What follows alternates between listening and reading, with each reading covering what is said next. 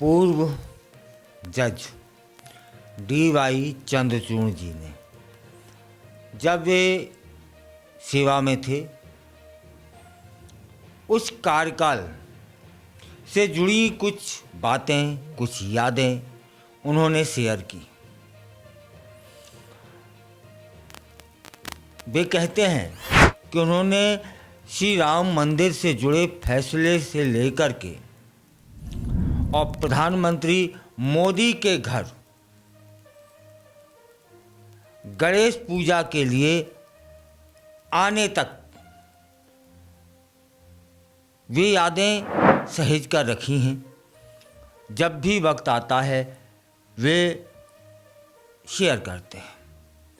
वे कहते हैं कि सुप्रीम कोर्ट के जज हमेशा व्यक्तिगत स्वतंत्रता की रक्षा के पक्षधर होते हैं। न्यायालय के जज अपने फैसलों से न्यायपालिका में लोगों का भरोसा न्याय के प्रति बढ़ाने की हमेशा कोशिश में रहते हैं। एक साक्षात्कार में, एक बातचीत में उन्होंने कुछ सवालों के जवाब दिए। न्यायपालिका में पुरुषों के वर्चस्व पर चंद्रचूड़ जी ने क्या कहा? चंद्रचूड़ जी ने जब न्यायपालिका में भाई भतीजावाद और पुरुष वर्चस्व की समस्या है, ऐसा जब सवाल उनसे किया गया तो वे बोलते हैं कि न्यायपालिका में महिलाओं की भागीदारी लगातार कुछ सालों में बढ़ी है। हमारे देश की सबसे जो निचली अदालत है, जिला न्यायपालिका में महिलाओं की जो हिस्सेदारी है न्याय विभाग में, वह 50% से भी ज़्यादा हो चुकी है। तब इस तरह के आरोप कितने उचित हैं? देश में कई ऐसे राज्य हैं जहां निचली अदालत में जब जजों की भर्ती होती है उस समय 60 से 70% तक महिलाएं न्यायाधीश होती हैं। जब उनसे पूछा गया कि आप मुख्य न्यायाधीश के बेटे हैं, इस पर आपका क्या कहना है?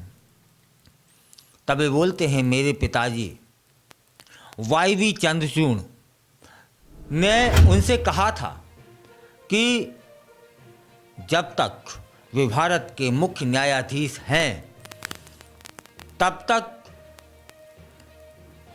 मैं अदालत में ना आऊं।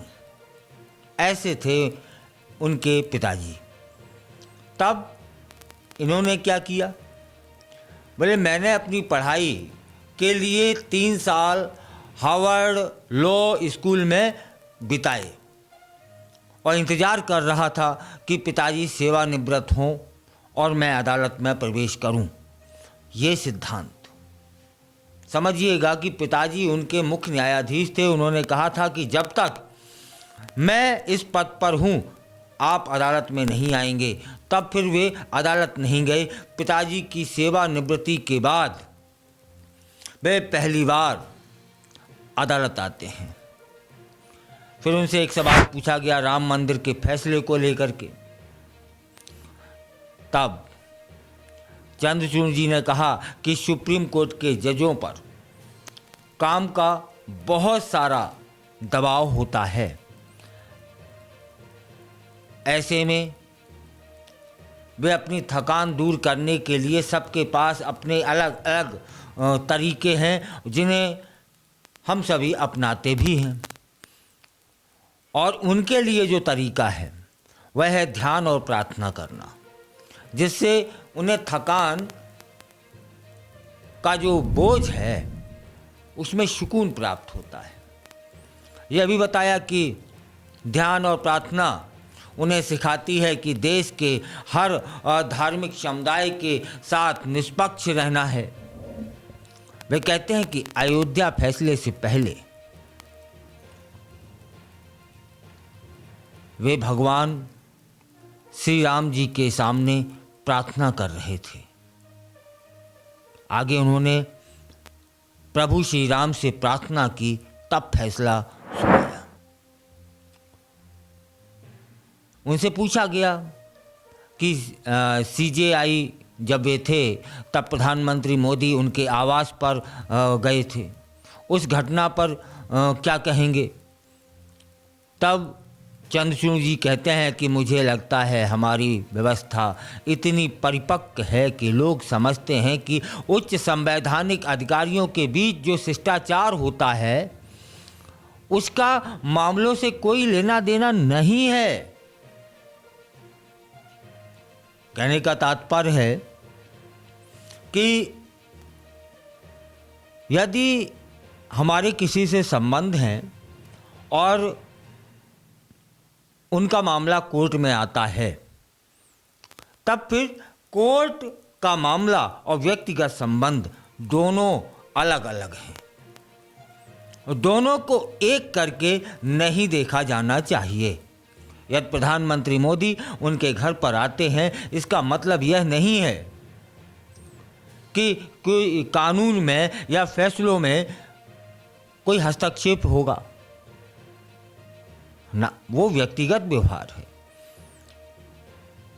यह वो उस समय गणेश जी का के दिन चल रहे थे, उन्होंने आना भी आए, तब फिर हमें उनका आना अच्छा लगा। ये मेरा और उनका एक व्यक्तिगत संबंध है।